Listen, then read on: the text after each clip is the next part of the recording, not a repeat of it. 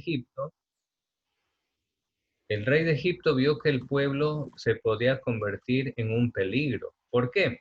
Porque si seguía creciendo el pueblo de Israel en Egipto, iba a ser un pueblo muy poderoso. Entonces el faraón dijo, no, hay que eliminarlo a este pueblo, hay que someterlo como esclavos para tenerlos bien controlados, bien dominados, y a los hijos varones los mandaba a matar, imagínense, terrible. Es ahí Claro. donde aparece la historia de Moisés. Dime, Derlis, dime.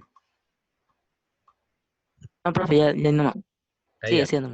Ok, entonces ahí es donde aparece la historia de Moisés, porque Moisés era parte del descendiente de los hijos de Jacob, y él como era un niño varón, pues obviamente la ley decía que tenían que morir, terrible, ¿no?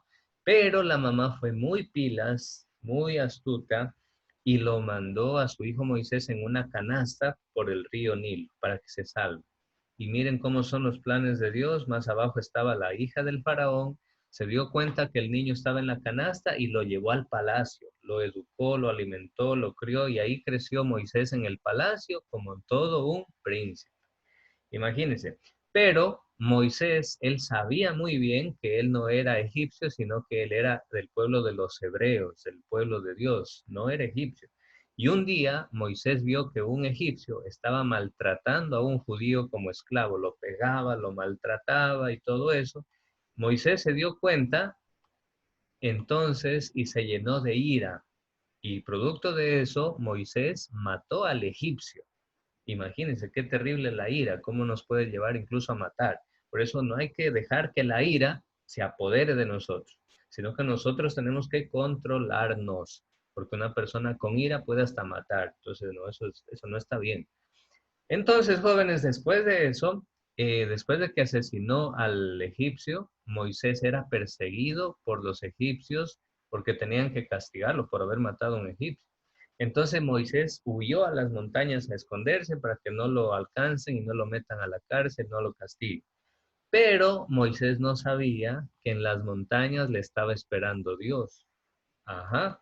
Y Dios lo estaba esperando en forma de una zarza ardiente, en forma de fuego. Y dice la Biblia que Moisés vio que había un arbusto, una zarza, un pequeño arbolito, una zarza, que ardía, ardía con un fuego, pero no se consumía, es decir, no salía humo, no se acababa, no, no, sino que simplemente ardía y ardía y ardía esta zarza. Profe, una pregunta. Sí, Yo he escuchado a algunas personas que dicen que Moisés murió cuando lo vio a Jesús, porque una parte de la Biblia dice que cualquiera que vea a Dios Dios muere. morirá. Ajá. Sí, Entonces, que Moisés revivió, fue resucitado. ya, eso es efectivo, eso dice la Biblia que nadie puede ver a Dios y seguir vivo, el que lo ve a Dios muere. Pero, ojo, en este caso Dios no le mostró directamente su rostro, sino que se presentó por medio de un símbolo, por medio del símbolo del fuego. Entonces, por eso Moisés no murió, no murió en esa ocasión.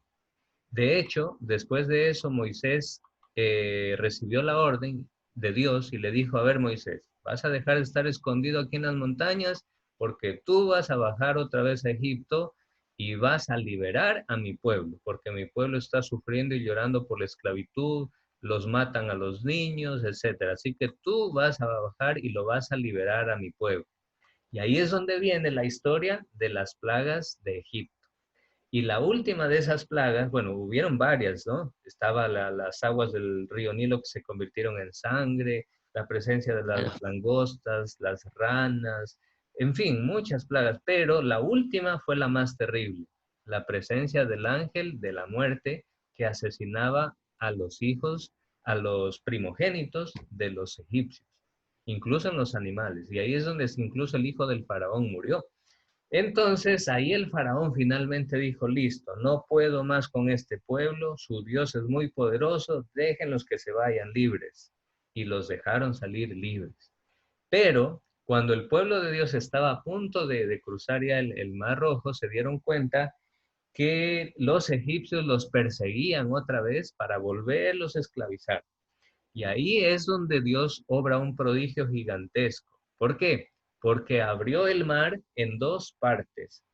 ¿Tú te imaginas eso? ¿Has ido a la playa alguna vez? Muchas veces, ¿cierto? ¿Verdad? Imagínate que el océano se abra en dos partes así y que en la mitad quede un callejón inmenso y que a derecha y a la izquierda una muralla gigantesca de agua. Increíble. Entonces Dios abrió el Mar Rojo y por ahí pudieron pasar por ese callejón el pueblo de Israel a la tierra, pudieron pasar liberándose de la esclavitud de Egipto. Pero los egipcios seguían igual persiguiéndoles y se metieron también ahí en medio del mar por ese callejón. Pero cuando ya los israelitas terminaron de pasar el Mar Rojo, Dios ahí ordenó que las aguas nuevamente se cierren. Y ahí es donde los egipcios murieron ahogados. Entonces, bueno, ¿qué significa eso? Eso significa que Dios está siempre para proteger a su pueblo de la persecución. En este caso, jóvenes, los egipcios, el ejército de los egipcios, vienen a ser un símbolo de Satanás. Y los israelitas o los hebreos, en cambio, representan a los hijos de Dios. ¿Qué quiere decir eso? Que Satanás persigue siempre a los hijos de Dios. de ¿Para Dios. qué? Para esclavizarlos y tenerlos en Egipto. Ese Egipto es el mundo del mal, el mundo de la mentira, del robo, del asesinato, de la pornografía, de las delincuencias, de la droga. Ese es el mundo, ese es Egipto, el mundo del pecado, el mundo de la esclavitud. En cambio, y los egipcios representan a Satanás. Entonces, lo que significa este pasaje es de que Dios está dispuesto a destruir a Satanás con tal de salvarte a ti y a mí, que somos sus hijos. Miren, eso es la bondad y la misericordia de Dios.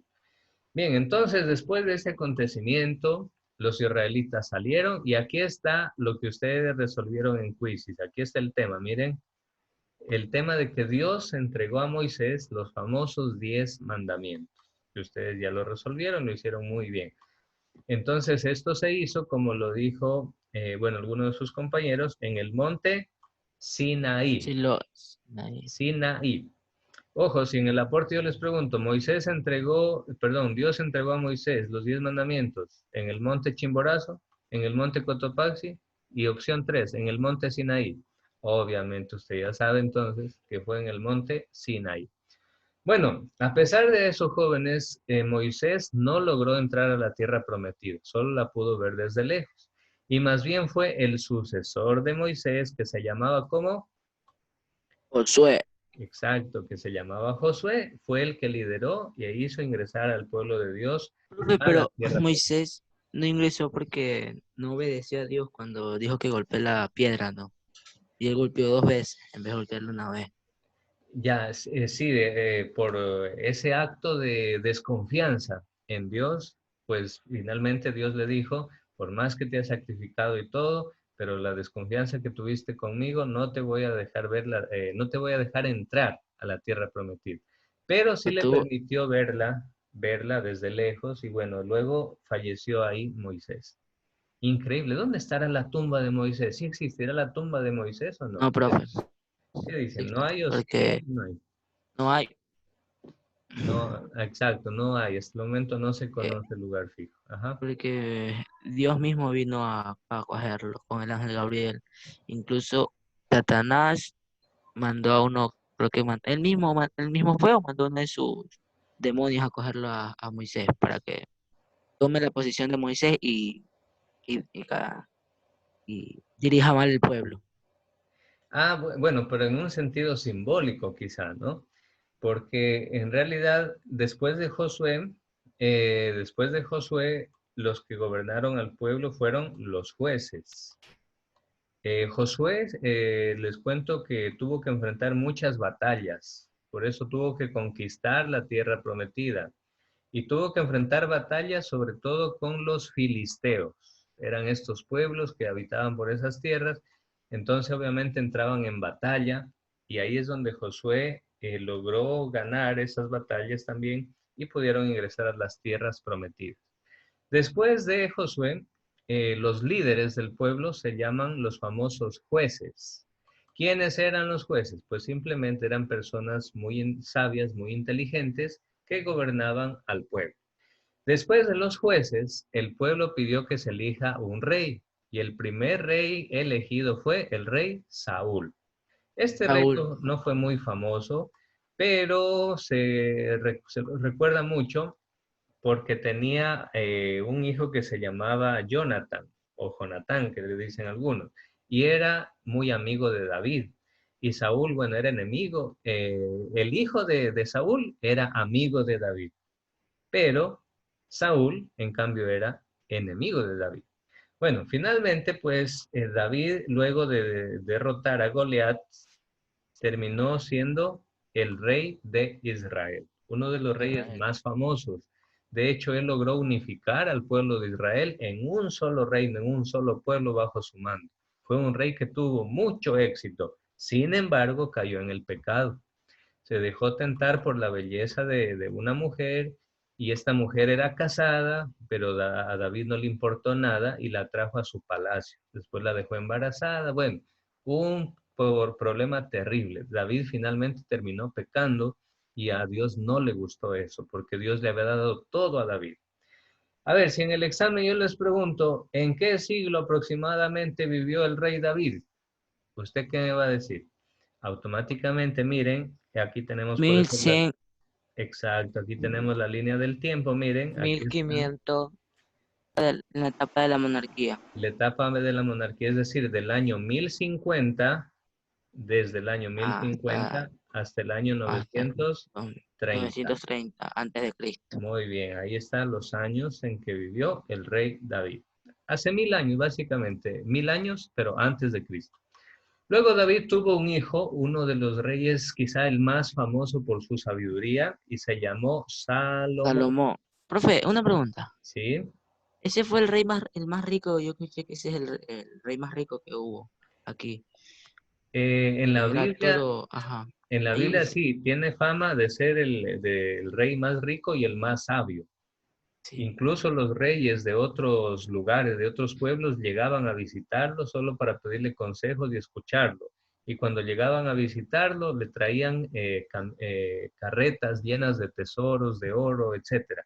Entonces Como, era un rey con mucho dinero. Y les cuento que incluso, tenía una sabiduría muy, muy especial. A ver, el siguiente caso le voy a preguntar, a ver, ¿a quién le preguntamos? A ver, le voy a pedir que me lo resuelva Giovanna Yulán. A ver, Giovanna, a usted le pongo el siguiente caso. A ver, ¿qué haría usted, ya? Vamos a suponer, usted es la máxima autoridad de un pueblo. Usted es la reina de un pueblo, ¿ya? Y resulta que dos mujeres, Giovanna, sí me escucha, ¿verdad? Ya, Sí, listo. profe. Ya, ok. Giovanna, y resulta que dos mujeres tenían cada una un bebé de la misma edad. Y el bebé era muy pequeñito todavía, era muy, muy tiernito, muy pequeñito. Las dos mujeres dormían dentro del mismo cuarto. Y una noche, una de ellas, sin darse cuenta, se había acostado mal y lo aplastó al niño. Y cuando se dio cuenta, lo asfixió y lo ahogó a su propio bebé. Mientras dormía, ella ni se dio cuenta. Pero se despertó, vio que su hijo estaba muerto, entonces tomó a su hijo muerto y lo puso al lado de la otra mujer. Y al hijo de la otra mujer que estaba vivo, lo cogió y lo llevó donde estaba ella. Entonces, a la mañana siguiente, cuando se despertaron, la otra mujer vio que el hijo estaba muerto y enseguida comenzó a gritar, a hacer escándalo y de ahí lo vio al niño que tenía la otra señora y le dijo, ese es mi hijo, tú me lo robaste en la noche, dámelo, usted es mi hijo, este hijo que está muerto no es el mío. Y comenzaron a pelear, terrible. Entonces, la una decía que no, que este es mi hijo y la otra decía también, no, este es mi hijo y así, y nadie podía darle solución al problema. Entonces los llevaron donde el rey Salomón. Y es ahí donde quiero preguntarle a Giovanna Yulán, ¿cómo resolvería ese problema? ¿Cómo sabría usted quién es la mamá de ese niño? Giovanna Yulán, ¿sí me escucha? Sí, profe. A ver, ¿cómo resolvería? ¿Qué haría usted? Bueno, esa historia fue lo que pasó con el rey Salomón, ¿no, verdad? Sí, correcto. Y de ahí, Pero él lo que usted, hizo fue pero que, usted ¿qué haría? ¿Usted qué haría? Ajá. ¿Usted qué hubiera hecho? Usted como máxima autoridad de ese pueblo, ¿qué hubiera hecho para resolver ese problema? ¿Se le hubiera ocurrido lo que se le ocurrió a Salomón? La verdad no sé qué se me hubiera ocurrido. Ya es muy difícil, ¿verdad? Porque el problema es muy complicado. Pero a ver, Giovanna, ¿y cómo lo resolvió Salomón? Él dijo que partieran al bebé por la mitad para, para dividírselo, para la primera parte del cuerpo dársela a una y la otra a la otra, la otra parte del bebé a la otra madre. Correcto. Pero la mamá verdadera dijo que ella prefiere dárselo a la otra señora para que no muriera el hijo. Y ahí el rey Salomón se dio cuenta que ella era la mamá verdadera. Excelente, Giovanna. Así tal cual usted lo ha dicho. Muy bien. Fíjense, ahí uno se da cuenta la sabiduría del rey Salomón. ¿A quién se le iba a ocurrir que para resolver el problema pidió una espada, lo agarró al niño y dijo, a ver, ahorita lo voy a partir en dos partes a este niño y le voy a dar la mitad a cada una, ya, para que se vayan y no molesten?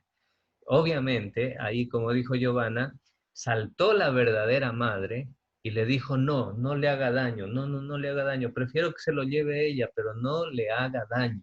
Entonces ahí Salomón fue muy inteligente y dijo, ya sé, tú eres la verdadera madre porque tú tienes compasión de tu hijo. Y así descubrió quién era la verdadera madre. Entonces, bueno, ese era Salomón, miren, un rey muy, pero muy sabio, muy bien. Sin embargo, a pesar de ser tan sabio, Salomón también le falló a Dios. Qué terrible cómo somos los seres humanos. Dios nos bendice con tantos dones, con tanta riqueza, con tanta cosa, y le fallamos igualmente a Dios. Y bueno, ¿cómo le falló Salomón? Pues bueno, Salomón también se dejó arrastrar a la idolatría. Y así el reino terminó dividido en dos, el reino de Israel en el norte y el reino de Judá en el Judá. sur.